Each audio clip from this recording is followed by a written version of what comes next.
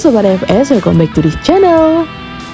Seperti yang kita tahu, pasar otomotif global semakin memanas. Dalam kurun waktu 2 tahun terakhir, tren kendaraan listrik berharga terjangkau semakin menguasai panggung otomotif dunia.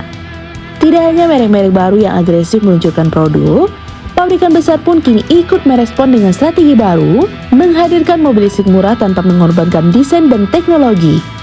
Di tengah persaingan inilah, muncul sosok menarik yang mencuri perhatian publik dengan hadirnya kembaran Toyota BZ3X, sebuah mobil listrik yang kabarnya akan dijual jauh lebih murah. Nah, lantas apa yang membuat mobil ini begitu menarik perhatian? Dan seberapa besar pengaruhnya terhadap peta persaingan mobil listrik di segmen 200 jutaan? Mari kita bahas.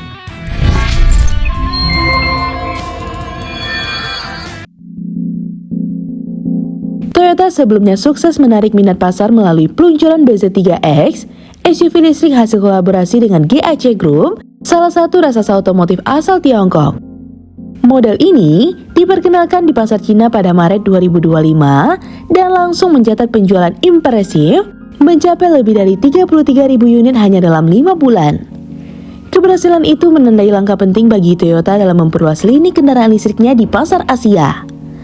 Namun, di balik kesuksesan tersebut, GAC ternyata menyiapkan langkah cerdas dengan meluncurkan versi kembar dari BZ3X dengan nama GAC Aion i60 yang dijanjikan akan dijual dengan harga lebih terjangkau.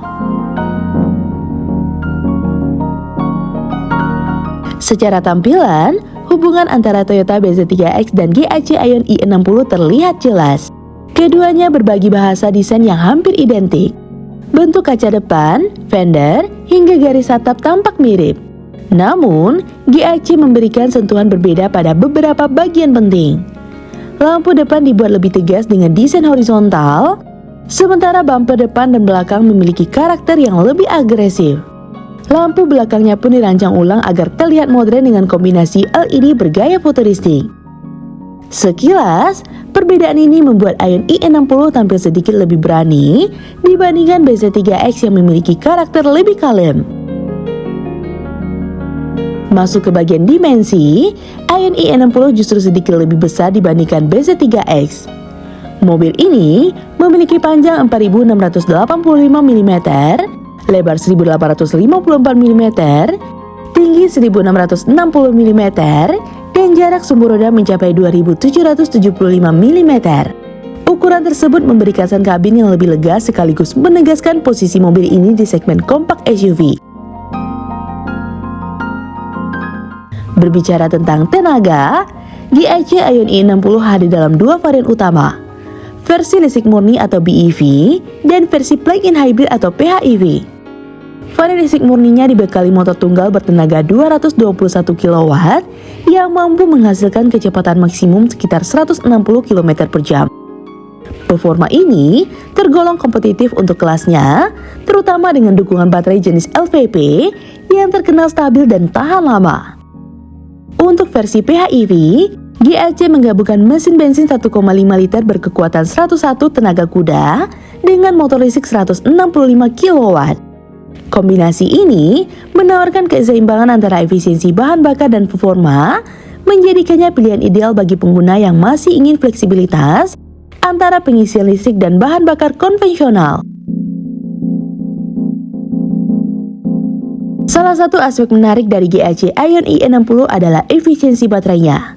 Varian PHEV disebut mampu menempuh jarak hingga 160 km hanya dengan tenaga listrik murni sebelum mesin bensinnya aktif. Angka ini cukup mengesankan untuk penggunaan harian di perkotaan. Kapasitas baterainya sendiri mencapai sekitar 29 kWh dengan sistem pendingin cair untuk menjaga suhu tetap optimal selama proses pengisian cepat. Teknologi baterai ini memungkinkan pengisian dari 30 hingga 80% dalam waktu kurang dari 30 menit pada sistem fast charging. Jika dibandingkan langsung dengan Toyota BZ3X, GAC Aion i60 memang terlihat menawarkan nilai yang lebih tinggi dari sisi harga. Toyota BZ3X di pasar Cina dijual mulai dari 109.800 yuan atau sekitar 255 jutaan. Sementara itu, GAC Aion i60 diperkirakan akan dibanderol sekitar 100.000 yuan atau setara dengan 233 juta rupiah. Selisih harga sekitar 20 jutaan mungkin terdengar kecil. Namun di segmen kendaraan listrik entry level, perbedaan ini cukup signifikan. Terlebih, dengan spesifikasi dan teknologi yang hampir identik, banyak konsumen tentu akan mempertimbangkan opsi yang akan lebih hemat tanpa kehilangan kualitas. Menariknya, peluncuran Ion i60 juga menunjukkan dinamika baru dalam kerjasama antara produsen global dan lokal di industri otomotif. GAC dan Toyota memang berkolaborasi dalam mengembangkan teknologi dan platform, namun keduanya tetap memiliki strategi bisnis masing-masing. GAC tampaknya ingin memperluas jangkauan merek Ion sebagai identitas kendaraan listrik murni buatan Cina, sementara Toyota berfokus menjaga citra globalnya melalui lini BZ dengan pendekatan yang lebih konservatif. Dalam konteks ini, kehadiran Ion i60 menjadi simbol bagaimana kolaborasi lintas negara bisa melahirkan produk yang saling melengkapi, bukan bersaing secara frontal. Dengan harga yang lebih rendah, spesifikasi kompetitif, dan desain modern, Ion i60 berpotensi merebut sebagian konsumen yang sebelumnya tertarik pada BZ3X. Di sisi lain, Toyota tetap memiliki keunggulan pada reputasi global dan jaringan purna jual yang lebih luas. Persaingan keduanya kemungkinan akan menciptakan efek positif bagi pasar, karena konsumen mendapat lebih banyak pilihan di segmen harga yang selama ini masih tergolong mahal untuk kendaraan listrik. Melihat tren pasar Tiongkok yang sangat cepat dalam adopsi kendaraan listrik, peluncuran GAC Ion i60 pada November 2025 mendatang berpotensi menjadi momen penting. Bukan hanya untuk GAC, tetapi juga bagi Toyota yang harus menyesuaikan strategi agar tetap relevan di pasar dengan tekanan harga yang semakin ketat.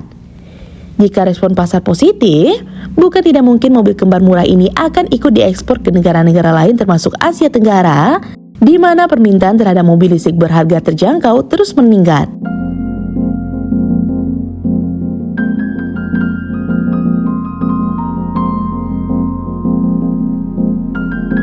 Nah, gimana menurut sobat tentang mobil ini? Komen di bawah ya. Jika sobat suka dengan video ini, like dan share ya sobat. Sampai ketemu lagi di fakta seru selanjutnya. See you!